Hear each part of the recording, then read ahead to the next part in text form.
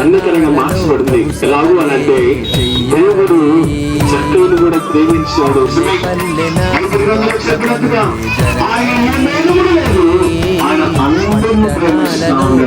అందుకే అపోస్తలుల కార్యాలు 10వ అధ్యాయం 34వ వచనంలో చెప్పబడిన మాట, ఆయన ఒక కులానికి కాదు, ఒక వర్గానికి కాదు, ఒక మతానికి కాదు దేవుడు.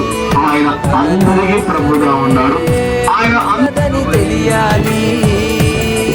మరణించిన మనిషికి బ్రతుకు ఉందని మహనీయులకు తెలియాలి. క్రీస్తు ద్వారానే స్వర్గముందని ప్రతి మనిషి తెలుసుకోవాలి. నీ నా పాపములకి ఆయన మనుష్య కుమారుడు మనుష్య రూపంలో భూమి మీదకి వచ్చాడు. కన్యకా మరియ గర్భంలో జన్మించి ఆయన కేవలం 33 సంవత్సరాలు భూమి మీద సేవ చేసినాడు. ఆయన చేసిన 3.5 సంవత్సరాలు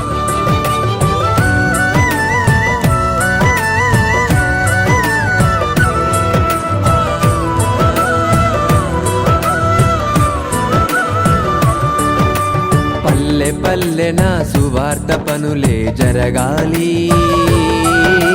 పట్టణాలలో ప్రభు సభలే చెయ్యాలి.